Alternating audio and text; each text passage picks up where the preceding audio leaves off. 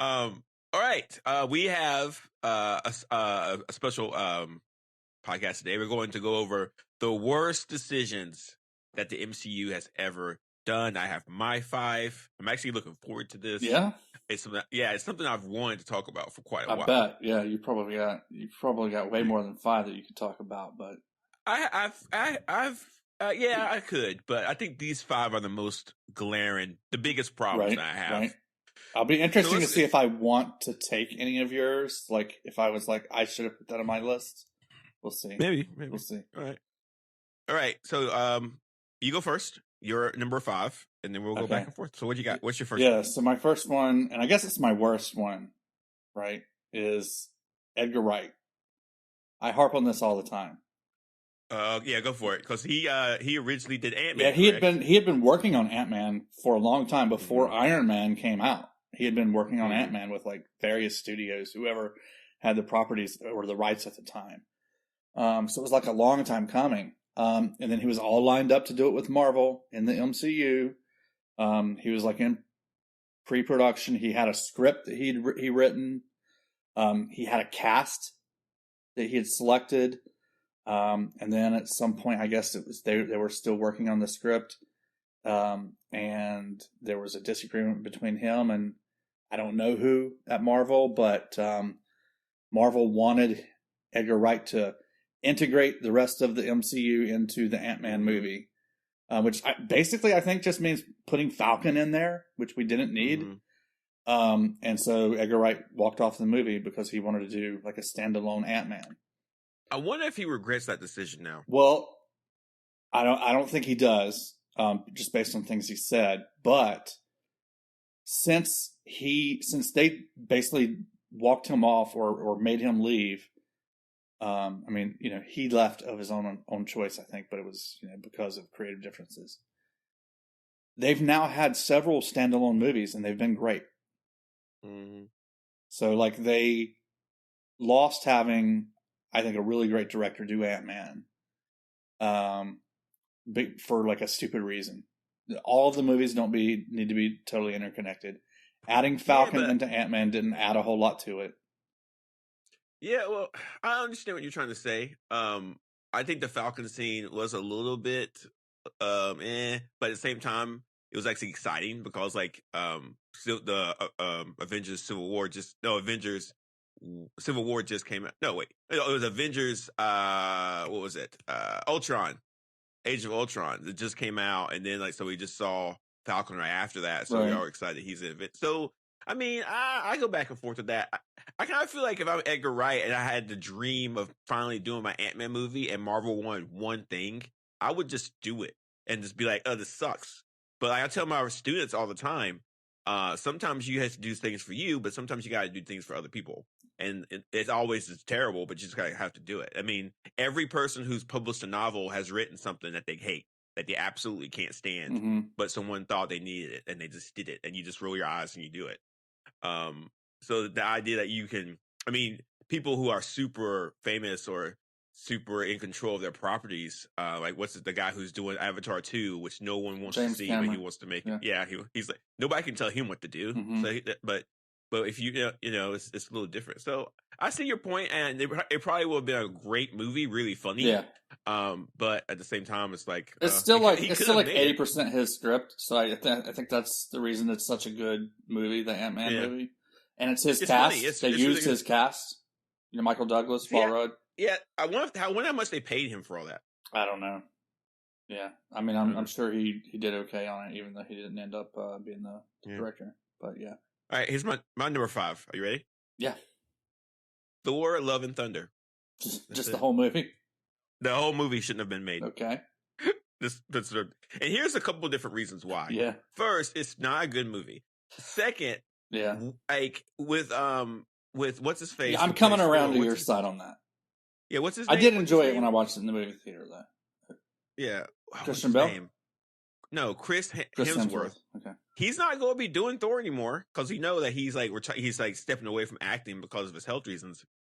And like Natalie Portman's not going to be Thor because she died in the movie. So it's like, okay, well, did she? I don't know. Yeah, but they're not going to pay whatever they need to pay to get her back to in the movie, Right. and so we don't have a Thor anymore. Yeah. Period. And like, it's just not good. Like, it's not the whole situation with the movie. If you watch the movie from beginning to end, all the different decisions, bringing in Zeus the way they did, you know, all the fights, how they just they messed up the Gore character, everything that about Zeus it scene was horrible.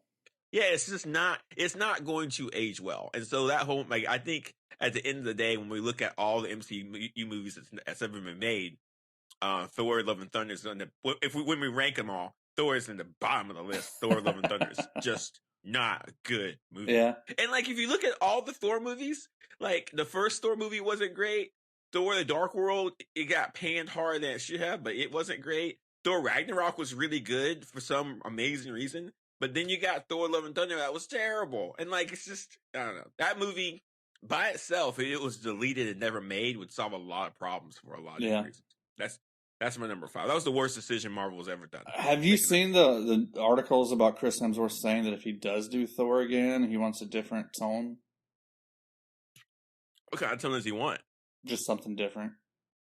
I hope it's serious. You know? Yeah, that'd be nice. Okay.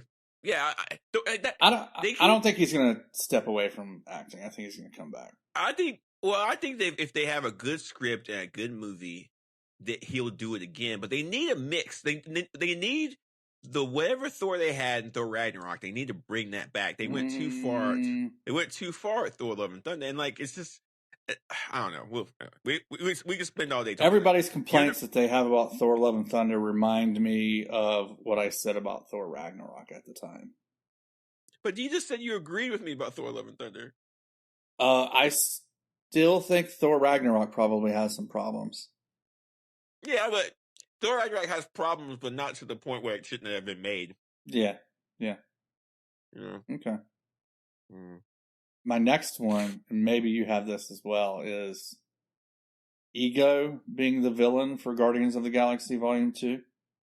I have a whole thing about Guardians of the Galaxy, but yeah, that's a bad decision. Yeah, like why? Well, for me, at the end of Guardians of the Galaxy, they're like, what are we going to do next? We do a little bit of good, a little bit of bad, or something good, something bad, a little bit of both. A little bit of both, yeah. Which was, to me, I was like, oh man, I am psyched up to see what kind of adventures they're going to get into, because they're going to be doing like Guardians of the Galaxy type stuff in the next movie. It's going to be like maybe some heists going on or protection stuff. And we didn't get any of that. Instead, we jumped right to fighting Peter Quill's father, which just seemed like if you're gonna do a Guardians of the Galaxy trilogy, that's the third movie, not the second movie. At the beginning of the movie, they were fighting something. They did have a contract. We got one little like if the whole movie had been like 3 of those or something, or like a couple and then one big adventure, I would have preferred that.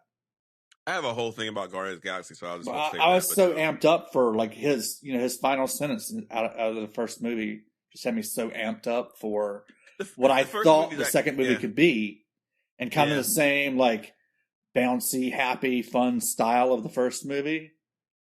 And then we just get like, it's Peter's dad. He's Ego. He's a living planet, and ugh.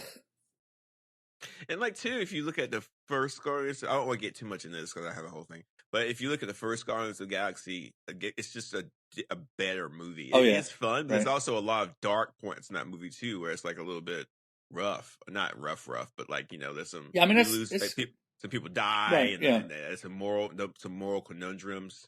But like the overall tone of the movies, I think very different. Yeah. All right. My number 4, the complete lack of the Fantastic Four and the X-Men at this point. Like, what are we doing? Like, why is it taking so long? And here's the deal.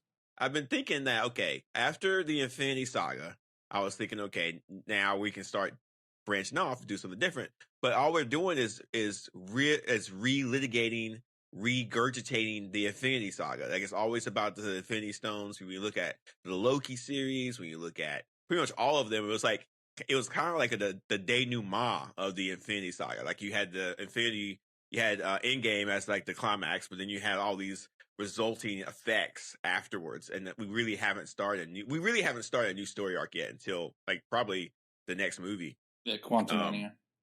Yeah, and so like it's kind of weird that we've had this long. We've been in setting up the board phase. That's what we've been doing. I think they set up the board for the wrong reasons. I think that we at the end of Endgame they should have said, okay, we're done with this, and then we should start introducing the Fantastic Four, and they could have spent all that time and energy slowly bringing us into bringing all the Fantastic Four elements in the fold. And people think that the Fantastic Four is just them, but we got Doctor Doom, we got the idea of the Silver Surfer, we got Galactus, we also have like the She-Hulk. She-Hulk was in Fantastic Four. She could have easily been a part of this. What do you mean was in Fantastic Four?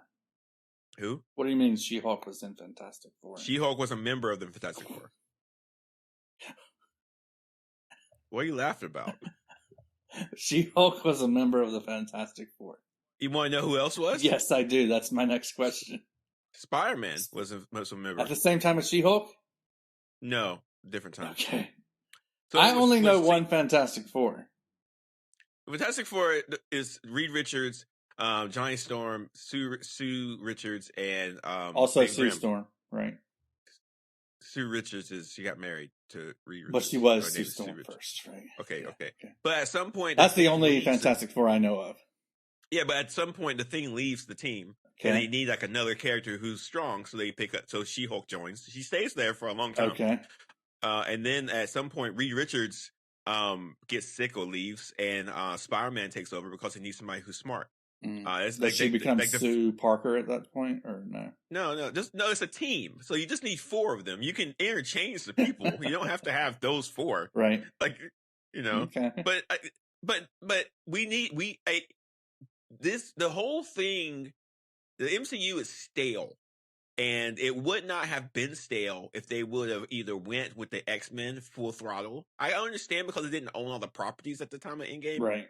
But they did I think for Fantastic Four, they could have done it. And I think it was a wrong decision to keep adding on to stories we've already seen. Like that was a wrong decision. Adding on to stories we've already seen. What do you mean? Like, we already, so at the end of Endgame, what did we get? We got the Winter Soldier, which had 2 people we've already seen before, right? Dealing with the aftermath of Endgame, right? Okay. Then we got Loki, which is the aftermath of Endgame. So we got 2 Marvel series, but the aftermath of Endgame. What Spider-Man Far From Home was about the aftermath of Endgame. It was like a constant thing, where it's all we're doing is talking about the aftermath of something. Where they should. I guess that sticks in your head more than it does in mine. Sure. Okay. Yeah. At the time, we were just like, yay, this is great. But now looking back, like, oh, yay, this is a wasted opportunity. This is completely wasted. So for you, the Fantastic Four is more about their villains, it sounds like, than them.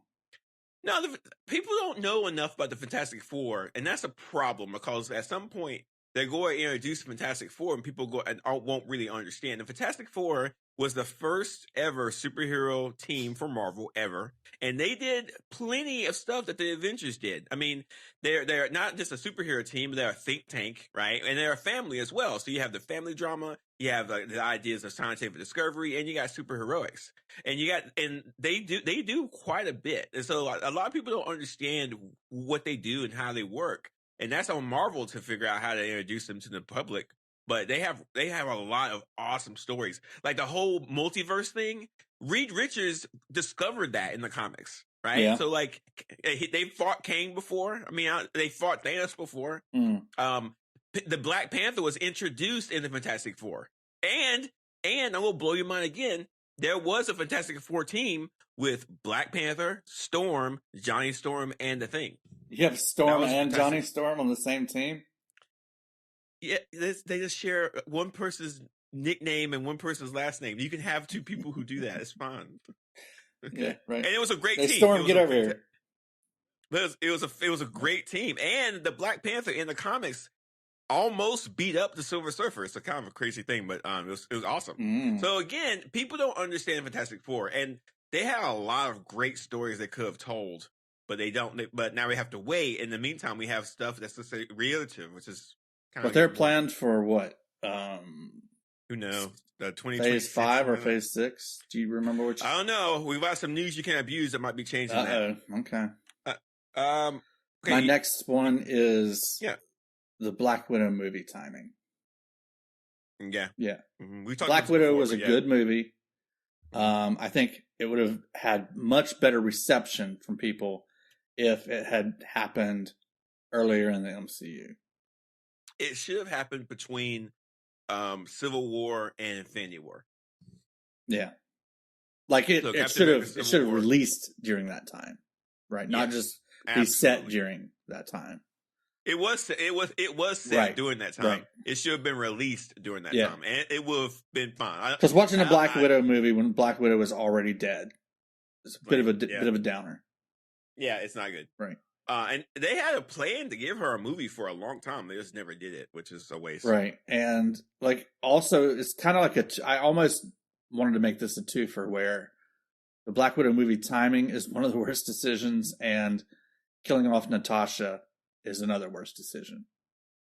Well, they have contract issues, so they could I think that killing off a character just because of a contract is weak. They could have easily just said, "Okay, I'm retired. I see you around," and that's it. And then they could have, every once in a while brought her back with special contracts. But just killing her off is just kind of. It's funny when you teach creative writing. Most young students, they start their stories off where people wake up, and they end their stories by someone dying. And in their brain, you have the beginning of something, which is waking up, and then you have the end of something, and the most tragic end of anything is death. And so that's how people think about narratives. It's like, well, I have to start somewhere. I might as well start with things wake up. And I have to end this somehow, so I might as well kill his character off. And with superhero movies, it's like the beginning is, instead of waking up, it's the origin story. Yeah, and then the end is they die.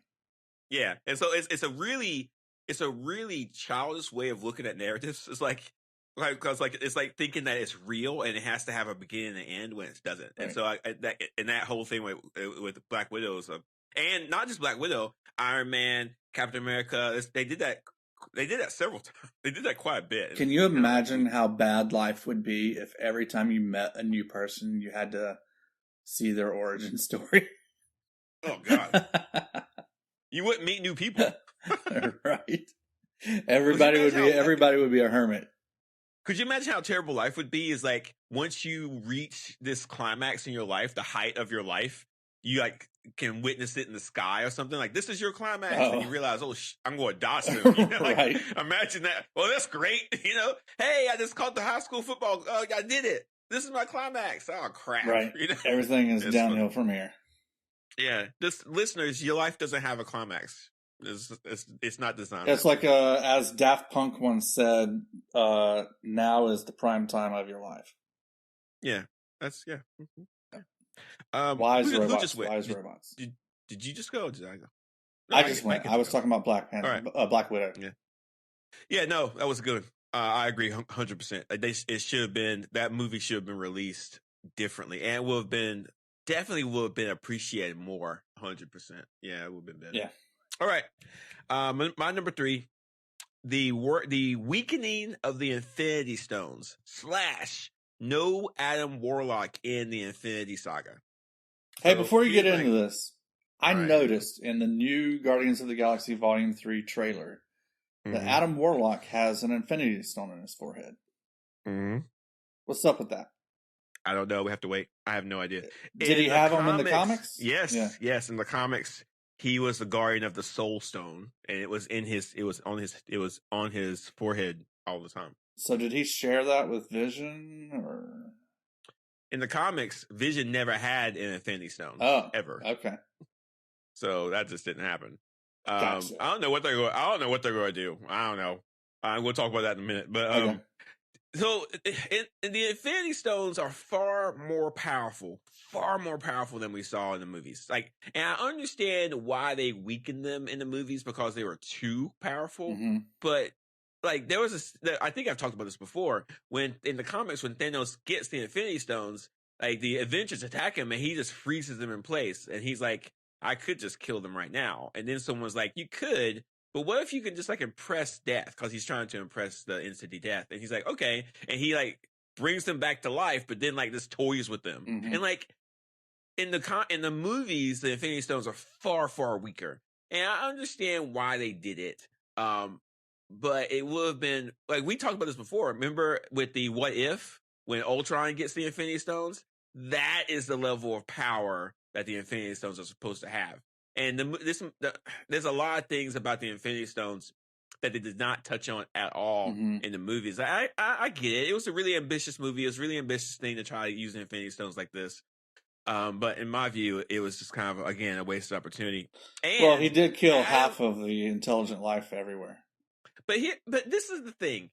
The Infinity Stones power level, when he had them, did not match the ability to cut off or end all life in the universe. It's like, because like these stones didn't have that level of power. They had enough power to blow up a planet, maybe, but not to end all life in the universe. So wait. He didn't do that in the comics? No. So let me be more clear. Okay. Here. Each stone in the comics had an immense amount of power. Right. And when he got all 6, they had enough power to do what he wanted to do, which is end half the life in the universe. Okay. Right? So, for example, the space gem allowed him to feel every inch of existence. The time stone allowed him to be a part of every second that's ever existed. The soul stone allowed him to share the consciousness of all living creatures. The mind stone allowed him to share the mind and thoughts of every living creature, right? And so in the comics, he had this amazing amount of power that was unscalable, right? And so in the comics, when he ended half the life of the universe, it made sense. Like, well, yeah, he's godlike. And to be honest with you, at one point, it's a long story. At one point, the person who had the Infinity Stones was actually judged by a person called the Living Tribunal, which is like the most powerful being in the Marvel universe.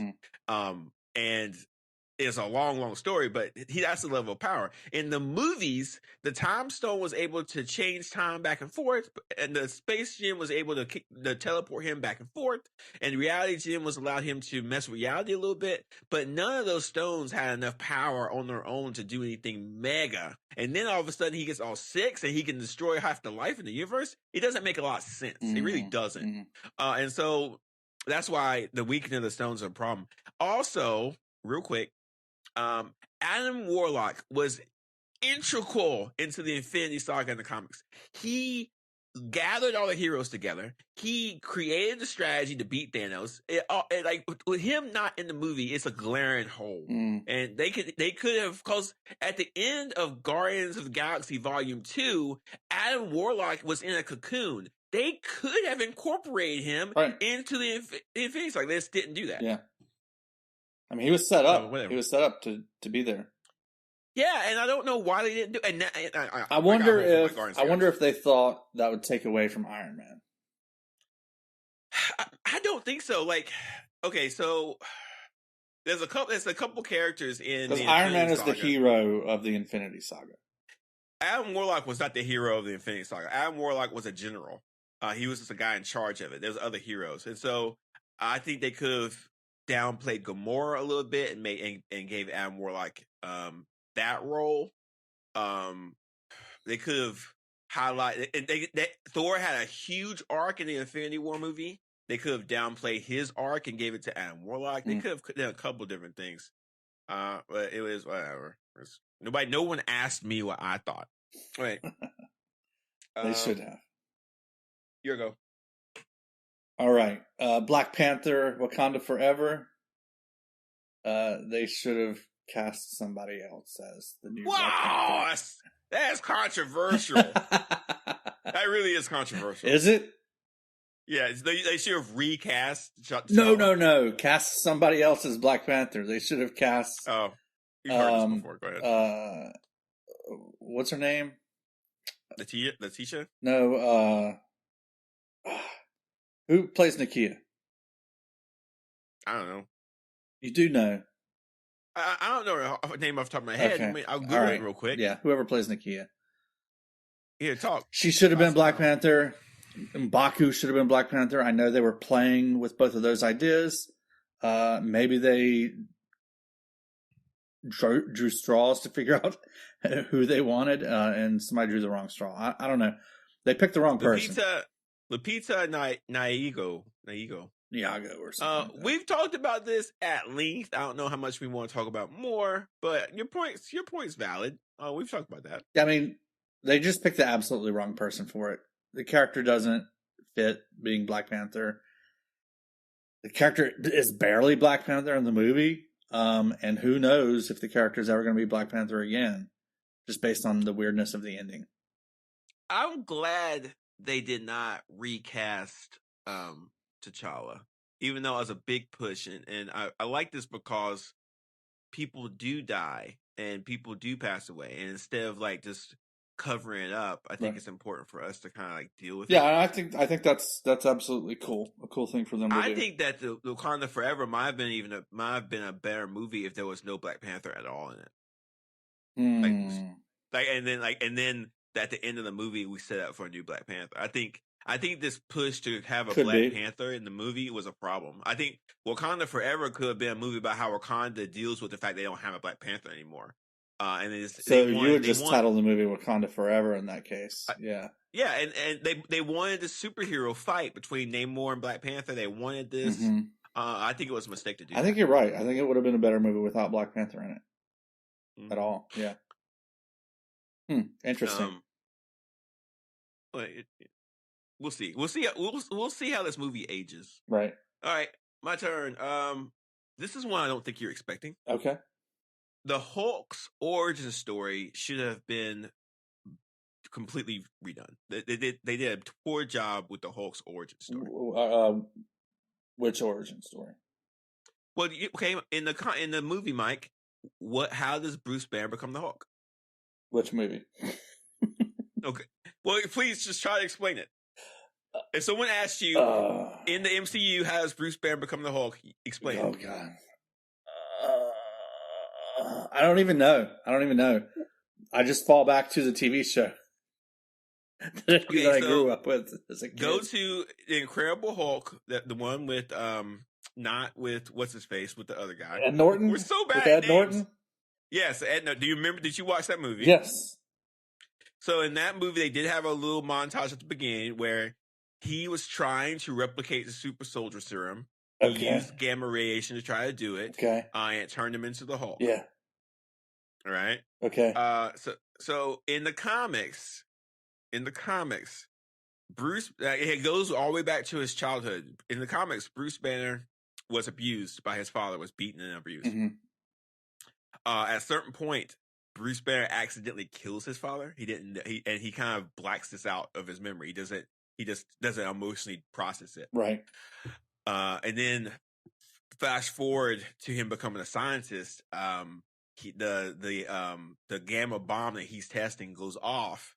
He has to save someone's life, Rick Jones. And in the process, he saves Rick Jones' life, but he is exposed to gamma radiation. Right. And that gamma radiation connects to your mental state, and it reveals his schism, and that's where you get the Hulk, which is his anger. Because Banner killed his father out of anger, right? And he repressed his anger after that, so he never did that again. And then the gamma bomb releases his anger. But the Hulk is based off of Dr. Jekyll and Mr. Hyde originally. So if you actually read the original comic, the original origin of the Hulk, the one in the 60s, you read it. It reads a little different because it's based off Dr. Jekyll and Mr. Hyde. But Peter David, who wrote I would say the most definitive Hulk, kind of establishes other stuff. But my point is, the MCU should have leaned more into Peter David's story, because now you have a Hulk who's kind of listless. We don't know what makes him tick enough to figure out how we can move him forward. We understand that he has emotional issues. We understand that he has like a schism between himself and his anger, but his origin story was never fleshed out. We never got a Hulk origin story. Where could we? Well, we got a bunch of them. Yeah, we got a bunch of them. None of them make any sense. Yeah. Right? And so you're saying the Incredible Hulk, which was the movie that came out around the same time as Iron Man. Mm-hmm. In there, they, for whatever reason, injected super soldier serum into the Hulk's origin story, which takes the place of him killing his father and his anger issues, and kind of eliminates that from Hulk's backstory. Yep. They never explain why, because gamma radiation affects people differently, all right? And so they never explain why that affected the Hulk the way it does. And it's a real thing. It clearly affected Abomination differently. Yeah, it's a constant thing. I mean, it clearly affected Jennifer Walters differently, and they never really explained that. And so what they should have done, probably way back when they eventually did Incredible Hulk, is like they should explain that he has repressed anger that he refused to show before he even became the Hulk. Yeah, the only really reveal for that during the MCU is that scene where he says, "I'm always angry." Yeah, they never understand. But that would have that line would have hit harder if we'd had his true origin story. Yeah, they really should have did much more work trying to help us understand the Hulk. Anyway, you go. That's another that goes back to the Edgar Wright thing. Your problem with Hulk is they're trying to intertwine all this stuff in the MCU rather than let it be standalone. Yeah. They didn't need to inject Iron Man into the Hulk movie. Or Captain America into the Hulk movie. No, but they did. Right. And it was probably a mistake. And it's weaker for it. Yeah, so Edgar Wright was right. Debatable. Anyway, go ahead. Absolute fact. All right. My final worst decision in the MCU is this is just dumb. It's just confusing. I don't know that they knew what they were doing at the time. But in Thor: The Dark World, there's this red liquid called Aether that they're dealing with throughout the movie. And then all of a sudden at the end of the movie, in a post-credits scene, you find out that red liquid is actually the Reality Stone. And it makes no sense. Is that it? Is that your worst? Yeah. It's not even one of your biggest things. Like you can't even, like you're trying to set up all this stuff for the reality or for the Infinity Stones, and one of them it's liquid for the whole movie that it's introduced in, and it's a stone. Man, it's like your brain cannot handle abstraction. It's like you're like. But stones aren't liquids. It's not like it's ice. It's not the infinity ice cubes. Okay. You know, they don't have to be at a certain temperature to be Infinity Stones. I don't even think I need to really get into this. It's just dumb. I respect that this bothers you, and I know to sleep at that. Yeah. I don't know what to do with that. Like, how is this liquid a stone? It's not a liquid or a stone. It's made up magic stuff. It doesn't. So they can do whatever they want with it. It's like so why aren't the other stones like? There's the Mind Stone is also gas. The Space Gem was a cube. Okay. No, it was like hidden inside of a cube, wasn't it? Yeah. Okay, so that makes sense to you. You got that. It was hidden inside of a cube. Okay. Yeah. Okay. All right. That's interesting. And then the other one was hidden inside of a bigger stone on Loki's staff. Do you read much science fiction? No. Yeah, I don't think you could, because it's like there's constant stuff like that would just make you so upset. I don't read a whole lot. But you don't read a whole lot of science fiction, or you just don't read a lot? I don't read a lot. I've got books to read. I've got like a bunch of Neil Stephenson. Read some books, man. And I've read half of them. I cannot wait for Christmas time when I get to sit on the couch. I got my book. I got my little drink. Everybody's talking at me, but I'm not listening. What are you going to read this year? I need to finish The Thin Red Line by James Jones. I haven't finished that yet. I also have another book about it's about World War II in the Pacific. Was the movie based on that book? Yes. Okay. Mm-hmm. I also have a book about the treatment of African American soldiers during World War II and how they were segregated even during the war in Europe by America, which is really interesting. Right. So I got a couple good books to read. I also got some short story books. Anyway, that was good. That was good, Mike. We could talk more about it. Is good. That. It's like what? It's like the worst. Like, it's the worst problem that. Figure out what you. It's the worst. Figure out what. It's the worst problem that MCU's ever done. Right. Figure out. It's not. This is like my least worst. I started off with my worst. This is my least worst. Oh, this is my worst. Oh, really? Okay, all right. Yeah. But still, like, liquid shouldn't be a stone. Come on. That's true. Figure out what you want to do before you make the movie, not after you make the movie. When you're making a movie with made up comic book magic stuff, make sure it's not liquid to stone. But it's also it's confusing to everybody that watches the movie. They're like, "What?" It wasn't confusing to me. I wasn't confused. Only because you're an incredible comic book nerd. That's true. Yeah. That's true.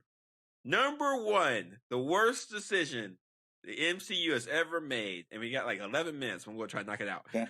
The stupidification of the Guardians of the Galaxy is the worst decision they ever made.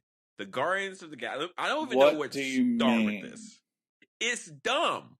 And like everything about it is getting worse and worse. Okay. Star-Lord isn't a goofy kid singing a song, listening to his headphones that misses his mom. He is a warrior, a space warrior, okay? He saved galaxies. He saved planets, all right? Gamora is the most deadly woman in the entire universe. Did anybody care about Star-Lord before he was a goofy kid listening to his mom's tapes? No, they didn't, but that's not the point. Okay. Gamora, super powerful. Nebula, okay? Nebula single-handedly saved the universe when she stole the Infinity Stones from Thanos, all right?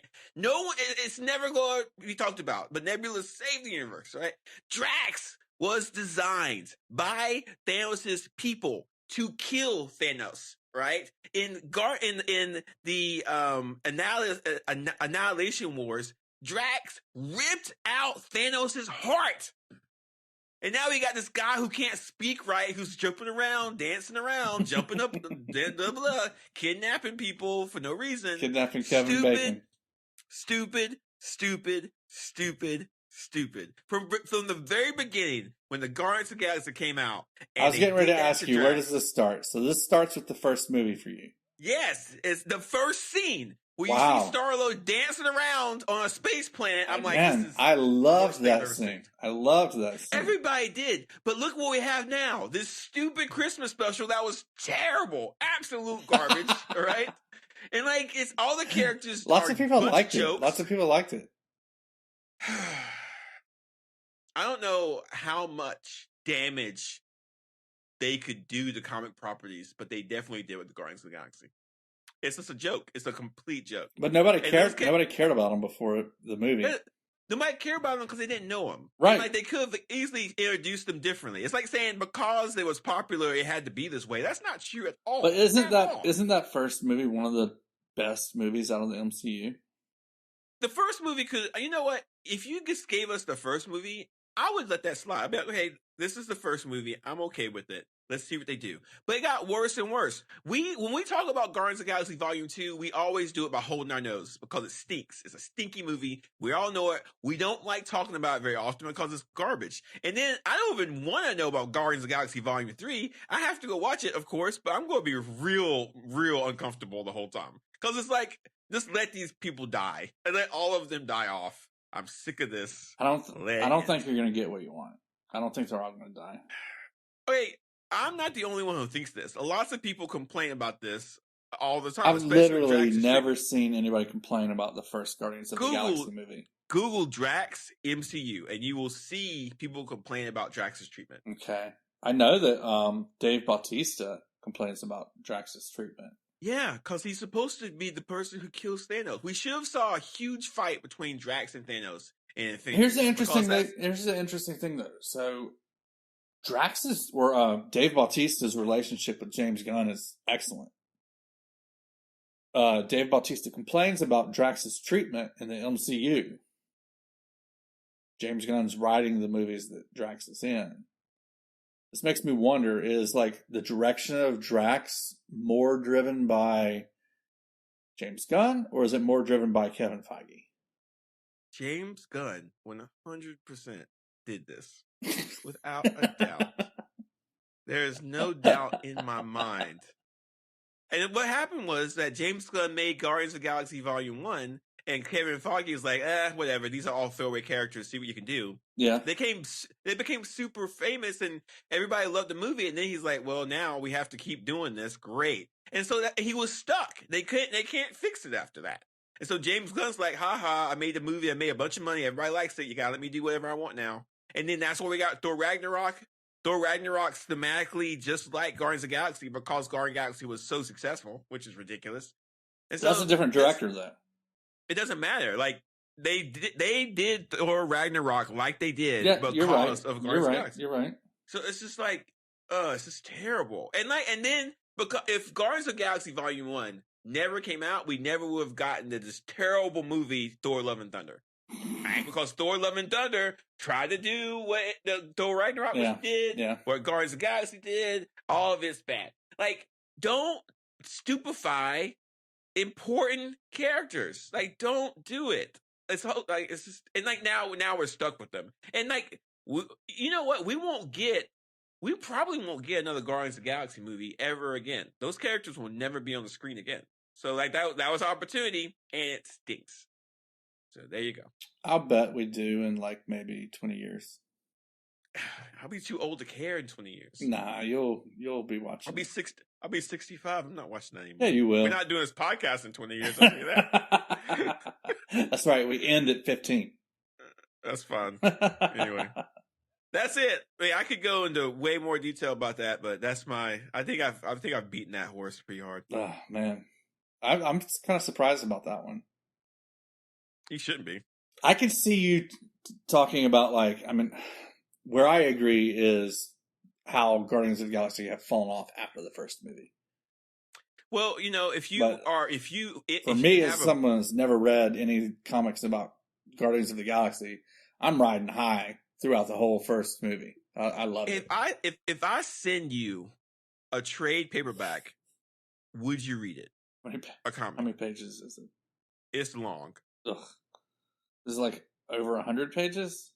Well over. No, I would not. It's just okay. I'm going. I need you to. You text me your address. I'm going to send you something. Yeah. And if you don't want, and just start it. Just start it. Okay. Just start it. All right. You don't have to finish it. Just start it. Okay. All right. I can't believe I haven't had you read this before. But just the Annihilation storyline, the Annihilation War. You will see the Guardians of the Galaxy being treated as they're supposed to be treated, not as jokes. Okay. All right. Okay. That's it. Cool. You got some news we can abuse? I do have two things. One, so there's been news about delays, and we don't really have a lot of details about this, guys, but we do know that there's going to be, and here's a quote. While the slate moving forward means having to wait longer for future projects to be released, it's ultimately for the sake of keeping quality over quantity. And then it says, don't expect 22 schedule of at least one Marvel project each month to stay true in 2023 and 2024. It looks like they've put out some poo-poo garb stuff. Not a lot of things, but some stuff. And I think they're trying to just kind of roll things back and making sure this might. It's not. I mean, it's not even. I guess some of the stuff hasn't been great, right? But it's just we need some gaps. I think that we need. I think that the CGI team needs time to make stuff. That's true. Yeah, that's absolutely true. But also, what is it? Something makes the heart grow fonder. What is it? Absence. Absence. Thank you. Absence makes the heart grow fonder. Not absinthe, just absence. Right. Yeah, we need a little bit of time away from the Marvel stuff, so we can appreciate it more. And focus on the quality. That's definitely what they should be doing. 100%. I don't mind this either. Yeah. Next up, did you know Olivia Wilde is directing Spider-Woman? I did not. Yeah, I didn't know that either. This is apparently the Sony Spider-Woman movie, right? Well, so from what I'm reading from this article, it's going to have the Spider-Man treatment, which is Sony owns it, but Olivia Wilde's directing the Marvel movie of it, just like Spider-Man. Interesting. Okay. Mm-hmm. So Kevin Feige has his thumb on the scale of this movie. Yeah. Mm-hmm. Spider-Woman is a character I don't really know much about, and it always confused me because she doesn't have a direct relation to Peter Parker. they just have similar spider powers, but she has some interesting other powers. Like she can fly, I think. So I'm not really sure exactly. So this isn't like Gwen Stacy or MJ. No. I will say this: Spider-Woman is a huge part of Secret Invasion. She's massive, and so we'll see what they do with her. Interesting. But yeah, this movie. It's a pretty good card in Marvel Snap, Spider-Woman. I hate that card. God. But you don't see it as much anymore. Yeah. Yeah, you don't see people using that card much. I like it kind of. We should do a Marvel Snap podcast. That'd be super awesome. Well, speaking of Marvel Snap, where are you at now? What's your rank? I'm ranked 40. Just got that this morning. Whoa. Yeah, I just got. Got what? I just got 21 this morning. Yeah. You know what I started doing? I've started snapping every game, and I'm just trying to get 8 just every game. Yeah. Like either I win it or I don't. And I win more games than I lose. So I'm moving up pretty fast. That's a good strategy, yeah. I had an Agatha Harkness deck this morning, and this one round. So I had one of the spaces where, like, after a certain turn, any card you played there would get destroyed. Well, so on one of those turns, she plays 2 cards there. They both get destroyed. I was like, does she know something I don't know? No, she did not. Both the cards she played got destroyed. What does she do next turn? She plays another card there. It gets destroyed. I was like, all right, I'm done with this Agatha Harkness deck. Yeah, I would never use the Agatha Harkness deck ever. Yeah. Like I'm playing the game, not some weird computer. Like, not doing that. Right. And a lot of people don't use Agatha Harkness, which is funny. Yeah. Anyway, that's Marvel Snap. That's our Marvel Snap update. That's the new shit. Right. So Mike, what were you talking about next? What's up next? Up next is the best decisions made in the MCU. That's going to be hard for me to do. It's going to be hard, yeah. But we got to come up with 5. I have at least 3 or 5. I have 5 right now. Yeah. Okay. Yeah. I will strive to hit 5. Yeah. It's mostly casting decisions, I think, but also some okay, yeah. No, you know what? I was already thinking of that. Yeah, casting decisions. There's a couple of like just boom ringers. Yeah. So, Mike, you're sitting around, you're getting ready to do all your Christmas stuff. How can people share this with their friends and their families? Hit the share button right now. Share it with your family and your friends. Share it with your coworkers. Share it with your neighbors. Do all that. Give us a thumbs up. Give us a star. Give us a fave, a heart. Rate us. Review us. Poke us. What else is there? I think I covered all the bases there. You nailed it. Yeah. You got it. Yeah, do all that. Mm-hmm. Follow us. Subscribe. Everything. Yeah, post us on Reddit. We're trying to get some Reddit penetration, so post us on the Reddit. Right, yeah. We want to get on Reddit, and I can't figure out how to do it. It's near impossible. Yeah. Even though there's all kinds of stuff on there, we can't get it. Right, yeah. Yep. That would be great. All right, so next week, or next time, hopefully next week, best decisions the MCU has ever made. I'm going to send Mike a Christmas gift so he can learn more about the Guardians of the Galaxy and just comic books overall. Yeah, that's going to be it's going to be great. Looking forward to that. Hopefully. All right. And we'll see you guys next time. Yeah, until next time.